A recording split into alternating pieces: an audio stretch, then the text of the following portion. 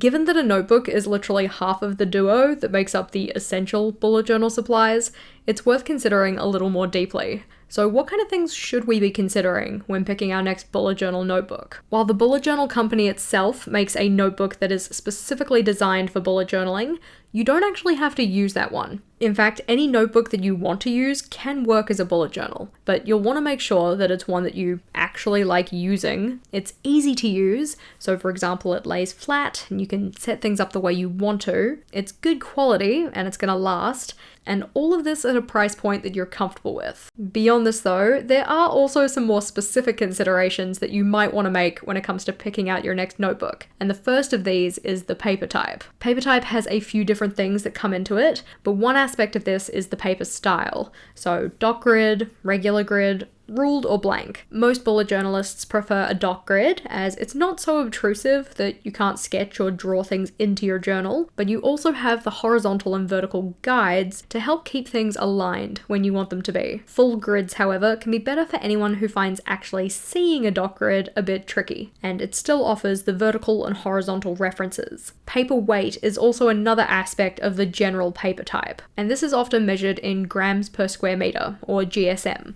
with the higher the number meaning the thicker the paper. Typically, thicker paper has less of a tendency to have ghosting or bleeding from your pens. This is where ink that's been laid down on one side of the page either shows through or completely goes through to the other side. Of course, this is partially dictated by the pen that you're using, but another thing that comes into it is paper coating. Coated papers are typically going to help you avoid ghosting and bleeding in your journal, just as the pen ink doesn't sink into the page as readily. But because of this, pens also have a longer drying time, which can cause issues with smudging if not careful. Along with the paper type, we also get to consider the paper color. Notebook papers can really come in any color, but most people tend towards a white or white alternative. Cream or ivory colored paper can be easier on the eyes, while bright white paper is going to give you more vibrancy and a truer color from any of the water-based markers that you're using. If white paper isn't really your style though, you can of course opt for something like craft paper or black paper, or you can even get notebooks with completely different colors. If you're already overwhelmed by all of these consideration points, fear not.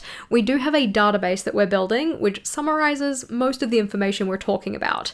That one's linked in the description box below, and it's worth checking out. While one of the benefits of bullet journaling is that you can set things up for yourself in the way that you actually want them, sometimes it is also nice to have some pre-printed features. This could be just smaller features on the page, or it could be pre-structured layouts. For instance, do you want your notebook to have a pre-printed index, or a pre-sectioned out future log, or a space in the back that's already dedicated to doing a pen test page? Of course, you can also get pre-set up bullet journals that already have all of the layouts drawn out for you, but that one kind of veers into the pre-printed planner space, and we're mainly talking about just general notebooks in this video. Other types of layout features include things like spacing guides, like the dots that they have in the notebook from the bullet journal company. These can help you set up your page faster because you don't have to try and find these divisions yourself. Of course, if the notebook you end up going with doesn't have these, you can just set up your own grid spacing guide or grid spacing ruler to help you out. Another page feature that some people prefer are page numbers, so it's worth considering whether that's an important feature for you. Along with the page features that are inside the notebook,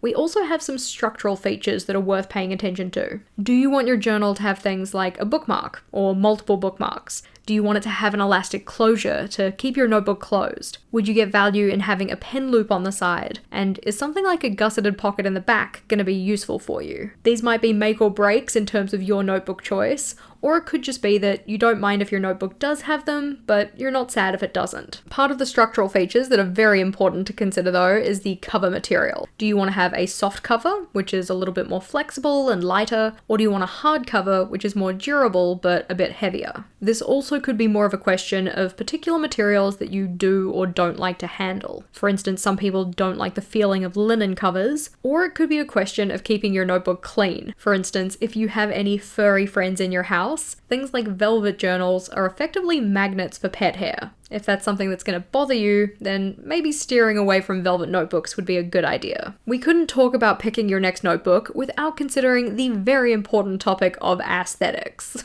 What do you want your journal to look like? Is there a particular color that you want your cover to be in? Do you want a full cover design? Or would you prefer that your notebook was blank on the front? When it comes to notebooks, Size matters. So considering which size of notebook you want is gonna be key. Most people in our community opt for A5 notebooks, but the size that you end up going with really depends on a range of factors. The first of which is the size of your handwriting. If you've got larger handwriting, then you might want to opt for a notebook that's a bit bigger. You'll also want to consider your desk size. If your desk is limited on space, then a smaller notebook might be more user-friendly. Another consideration is your bag size. Especially if you're transporting your journal around with you, you'll want it to actually fit in your bag of choice. Sizes also differ slightly from brand to brand, so that's also something you might want to watch out for. Another consideration though is accessibility. I live in New Zealand, so accessibility is key. We want to make sure that when your notebook runs out of pages, you can easily replace it. Is it going to be easy to get this notebook based on where you are? Or do you have to ship it from somewhere else? The idea of having to ship a notebook from somewhere else also brings us to our next consideration, which is price point. We don't want to be spending beyond our means for a new notebook purchase. While there is something to be said about the general tendency for us to either take better care of things or make better use out of things if we've spent a little bit more money on them, we don't want to break the bank on buying a new notebook. On the topic of saving money though, we do have a bunch of discount codes in the description box for a variety of notebook brands, because we love savings. Finding your next notebook can be a little bit easier if you're looking at certain ones specifically, so we do have a full playlist of previous notebooks that I've played around with and reviewing some of the points that we talked about in this video. That one's worth checking out if you're on the hunt for a new notebook, so click or tap on that one and I'll see you over there.